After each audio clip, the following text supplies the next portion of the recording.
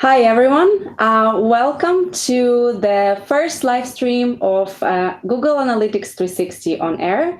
My name is Lilia, and I'm Google Analytics 360 account manager. And hi, everyone. My name is Anna. I'm Measurement Solutions Consultant for Analytics 360. And once again, big welcome. Google Analytics 360 on Air is the newest series on Google Marketing Platform on Air. And in this series, we'll speak about basic and more advanced use cases of Google Analytics 360.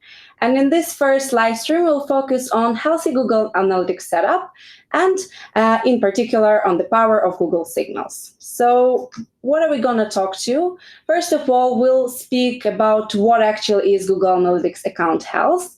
And then we'll dive into what are Google Signals, how to activate Google Signals, and actually which benefits Google Signals bring to you. And then in the end, we will leave a couple of minutes to answer your questions. So if you haven't done so already before the session, please make sure to leave your questions in the comments, and we'll try to answer most of them. So Google Analytics and Google Analytics account health, what is it? And to answer that, let's take a step back. So looking at Google Analytics 360, what does it enable you to do? Well, it all starts with your data. First of all, you need to make sure that you aggregate and collect relevant data from your website, from your CRM, and offline systems, and you bring it all into Google Analytics. Once you have the data available for you, then you can use the data to analyze it at scale, get the insights, and then take action on the insights you have collected. And in that way, you can execute faster and make smarter decisions based on the data that you have. Looking at gathering your data, that is essentially the first step of ensuring that you have a healthy Google Analytics setup. And that's what we mean when we speak about it. So once you have collected once you have set up your Google Analytics and you started collecting and aggregating accurate data, only then you're able to go into insights and achieve data-driven decision-making that essentially would enable you to understand your business performance and improve your business outcomes. And when we speak about healthy Google Analytics setup, there are a couple of features that are available for you once you have Google Analytics. And by enabling and using those features, you can ensure that you're collecting the most accurate and complete data that you can. And amongst those features are, for example, turning on bot filtering, turning on Google Signals, linking your Google Analytics to Google Media, such as Google Ads and Google Marketing Platform Media Buying Solutions, auto-tagging Google Media, and so on. And today, in this first part one of Healthy Google Analytics Setup, we'll speak about Google Signals. And the rest of the features, they will be covered in the part two, so the second live stream, they will be coming up later. And why we decided to focus on Google Signals today is because it's one of our newest features, and we do get a lot of questions. What are Google Signals? What does it give us? What are the benefits? And we'll try to answer most of those common questions during this live stream. So what actually are Google Signals? Mm-hmm. Thank you, Lida. So actually, yes, that's one of the most common questions that we get. What is Google Signals? What does it mean? And probably to answer that question, let's look at it from user perspective. So you probably know that to be able to be as a user, to be added to remarketing audiences, or to be able to see some ads that are specific to your profile, you need to have to switch ads personalization feature on your Google account. And once you do that, and if you're actually signed in your Google Analytics, or not Google Analytics, sorry, in your Google account, then it means that the data will be associated not with just your device, but actually with the whole account, with the whole profile. If you're not signed in your Google account, then it would be only device data. And from Google Analytics, that means that once you enable Google Signals data, and the Google Signals in this sense, you actually just expand the formerly known advertising features and remarketing features that we had. In data collection, it was also a toggle on and toggle off option. So Google Signals is something very similar. But once you have it on, you will be able to associate the visitation information coming from GA cookies with actually the data about the signed in user. So Probably a very important point to note here is this data is anonymous and aggregated. So we never will deep dive into each user specifically, whether he or she signed in Google Analytics account or not. So it's just that we take this information and kind of map it with the visitation information. And once you have this feature on, you actually will be exposed to the new set of cross-device reporting. And besides, so here you will be able to get some insights. You will also be able to activate this data through cross-device remarketing and through export cross-device conversions to Google Ads. And you will also be able to use store visits in analytics. That's another feature that we are not going to cover super in details today, but just for you to know that Google Signals is one of the prerequisites for store visits. And to give you just a couple of ideas why actually we do recommend to implement Google Signals, and by implementing it's actually just switching them on. So first of all, to be able to use this feature, you don't need to have any tagging changes. So nothing is required from the implementation perspective, it's just a toggle on feature.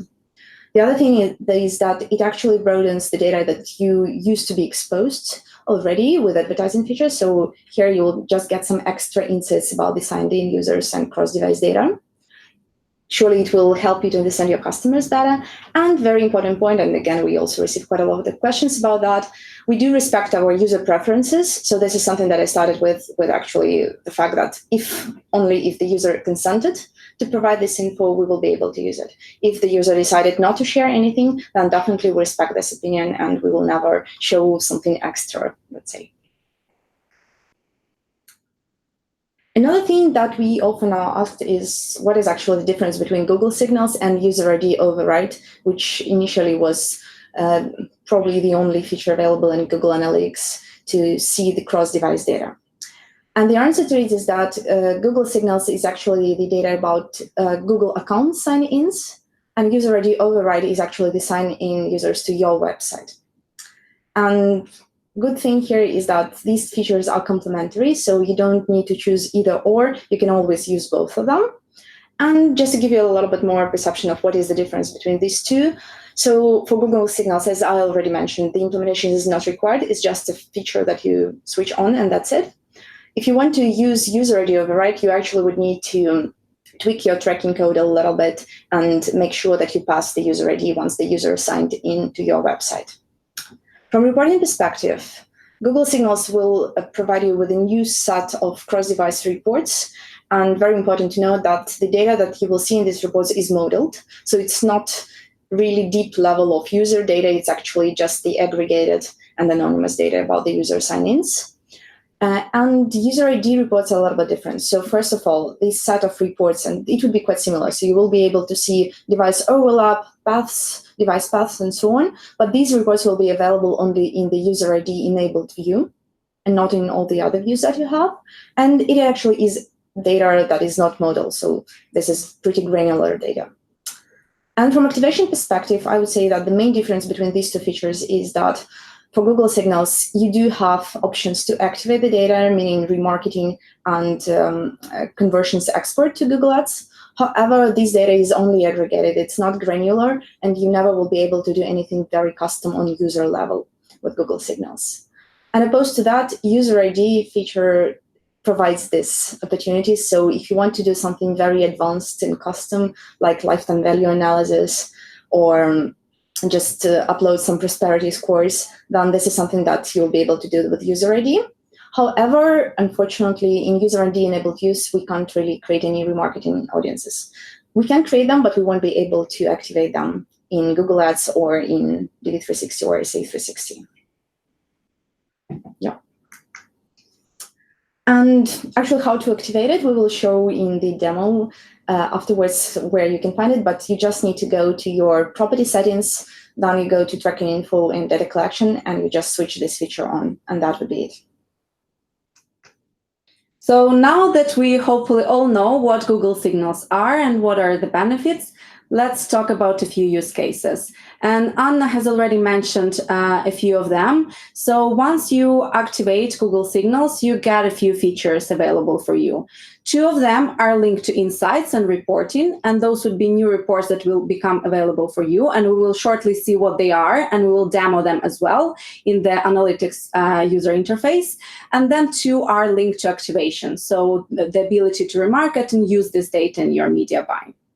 So by switching Google Signals, you get cross-device reporting, and you will be able to access those reports within your audience reports. So you will get 4 new reports available for you that are device overlap. So essentially, this report will, this is where you will see the duplicated view of your customers and see how do those customers, how do those visitors come to your site, which devices do they come from, and if they use multiple devices, you will also see a device overlap. Then another report is device paths that will show you how users switch between different devices and which paths do they take. And then in the channels report, you will be able to analyze your different media channels through the deduplicated view of your traffic once again. And then in acquisition device, you will see which device was the first device through which you acquired your visitors. Then, by activating Google Signals is actually one of the prerequisites to get store visits reports in analytics. And store visits reports are one of the newest set of reports within analytics that we have. And where that can be useful, in short, imagine that you are a retailer and you have a few offline stores, a few offline locations, or let's say you are a finance or banking company and you have a few offline branches. And if you want to be able to see how your digital, how your online channels influence the visits to your offline locations, then store visits will allow you to answer those questions. So let's go ahead and demo how that would look within analytics. All right, so now it's time to show you how and where you can find those reports. So first of all, to be able to switch on Google Signals, you need to go to the property settings, tracking info, data collection. And here in our demo account, we already have it on, but you always can switch it on and off here.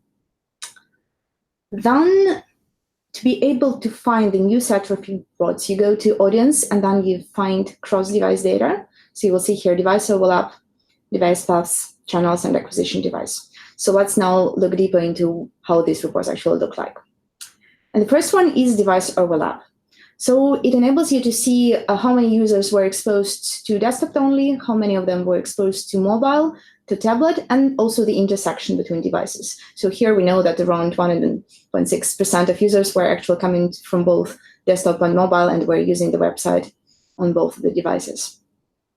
And here you see the data about the users and the sessions and about the conversions as well. Here you can select either e-commerce or another set of goals that you have.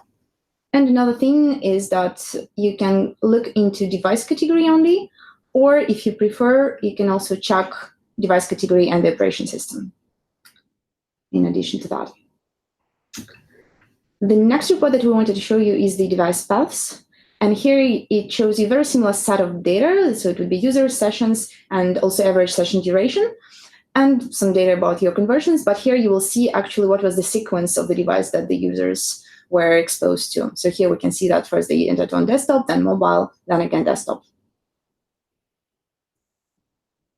The other report that we have is channels report. So in this set of reports, you are able to see the channels, and also you can add the device category to see actually what was the device associated with the channel that brought you users, also new users, and some behavior, website behavior. So how much time users spent on your site, what was the average session duration, and so on.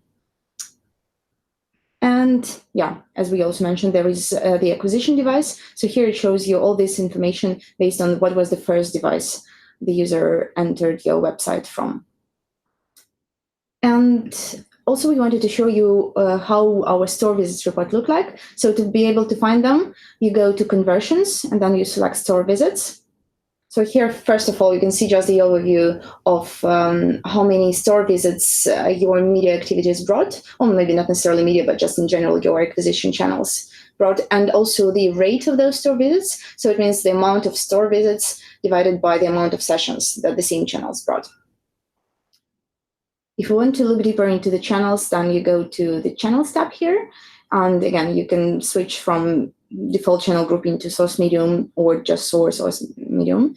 And here you will see the information about the users, their behavior on the website, and also the amount of store visits and their store visits rate. And the last but not the least, you will see the same, approximately the same amount of data, but just divided not by channels, but on actually the store location. So you can go either into country or continent or city, whatever works better for you. And that was it about the demo. Let's continue with the use cases. Yeah. So those were, as we mentioned, just the first set of features or first set of benefits that you get by activating Google Signals, which was linked to insights and reporting. So you, as you saw, you're able to get a new set of reports and dive deeper into your data. Then another set of benefits is actually linked to activation and to remarketing. So first one is by activating Google Signals, you get access to or you enable cross-device remarketing by default.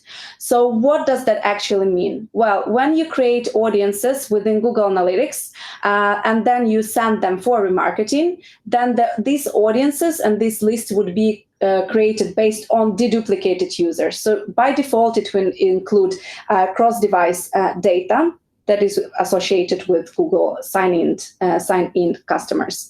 And to give you an example, to make it a bit more visual, let's say you have a strategy where you want to reach out your high-value customers.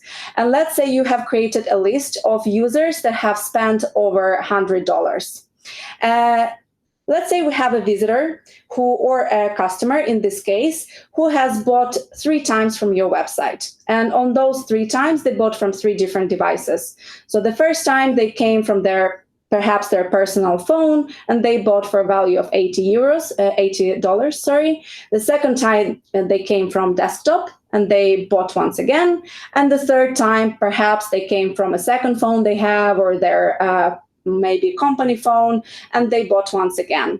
So before you activate Google Signals, we actually will see all those 3 users as 3 separate users. So we will not be able to associate this behavior to one single user unless you have user ID enabled. Then once you activate Google Signals, we'll be able to see that all of this behavior, all of these transactions belong to one single user, and we'll able to say, yes, this user has bought for over $100 from you, and the user will be added to your remarketing list, which then will be sent to Google Ads or other Google marketing platform media buying tools. Another example of it might be if you have a list to the audience that has a condition of users who made at least one transaction, then it wouldn't really matter on which device they made this transaction. If it was mobile or desktop, whatever, still the user might be added to the audience, and you will be able to reach this user on any of the devices that he is exposed to. Mm-hmm. So yeah, good to know that this is not something you will see directly by default, but good to know that once you create this remarketing list, this will be automatically taken into account. Then another benefit is cross-device conversions export to Google Ads. So basically, when you, by activating Google Signals, you can now send cross-device conversions and be able to see them within Google Ads. And not only that, you would be able to take them into account within your bidding strategies. So let's look at how that will look within Google Ads. So when you will check the report, it would mean that besides just all conversions, you will be able to see which ones were actually cross-device. So what amount of the transactions was coming not just from one device, but actually from several of them, if the user was exposed to these devices. I guess the main difference here is that like when we check these conversions, cross-device conversions data in Google Analytics, we see how it is scaled across different channels. And here, as like when we go to Google Ads, we actually use a more advanced machine learning model to align it with how this conversions data was exposed to Google Ads activities. And yeah, as Lydia already mentioned, once you export your goals to Google or transactions to Google Ads and to add them to your bidding strategies, then it would mean that it's not just a single device conversion data, but actual cross-device. So it will be just taken into account.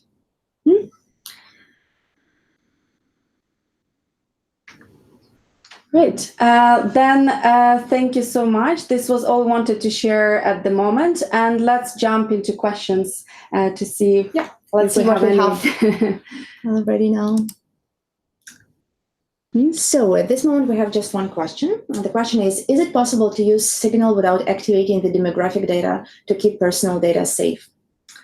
I guess, again, it would depend on how we perceive this question. Either it's from Google Analytics side or is it from the user side? From Google Analytics side, I would say that the main difference is that initially we had several toggle options for remarketing separately, for advertising features separately, and for demographic data. And now with Google Signals, it's just one toggle option. So it will cover all of those use cases. But important thing to note is that personal data anyway will be safe. So we definitely won't be really going into any signals if the user did not consent to share it. So as we already mentioned during this training session, if the user actually consented in their Google account settings that they are okay to get some personalized ads information, then they will be added to Google Signals and they will be exposed to it. Otherwise, we never will be actually getting the data from those users. And actually users, they have control over their data. So they're able to, within their browser, within their Google account, say effectively, yes, we want to receive personalized ads, or they choose to opt out. And we do respect those consents. We do respect what users tell us, and we will never use that data within Google Signals. Another question that we got, is it possible to access to the GA360 merchandise store demo account? Correct me if I'm wrong, but I know within, if you've done the Google Analytics Academy, you are able to access some parts of the Google merchandise store demo account just to play around, see how it looks, access the newest features if you don't have Google Analytics 360 per se. So I think you can. Yeah, I think you can be exposed to it a little bit if you do the Google Analytics Academy, because there is one training session on the 360 version of the tool. But yeah, I think that would be the only way actually to get. And if you want to be updated on the newest features that come out or see what is included, we have a section on Google Analytics 360 within the Google Analytics Academy. And as well, we do encourage you to follow these live streams just to see what is up, and we'll try to share all the newest features and all of the capabilities in the live streams as well. Actually, one important point to note about Google Signals is that this feature is not GA360 feature specific. It is available in the free version, the standard version of the tool too. Yeah. Okay, I think we don't have any more questions at the moment. So I think with that, we would like to thank everyone who decided to join us for the first live stream of GA360 on Air. And as we said, this is part one of the series on the Healthy Google Analytics 360 setup. So don't forget, if you haven't done so, to sign up for the email notifications for the upcoming sessions. If you want to be notified for the other Google Marketing Platform on Air, so the ones featuring search ads and display and video as well, make sure to sign up for those. And yeah, thank you so much for joining. Thank you, guys. We are also leaving some extra resources in the description of the video that it would be posted on YouTube. So if you want to deep dive into the topic of Google Signals, you will be able to get it. Happy analyzing. Thank you. Bye. Bye-bye.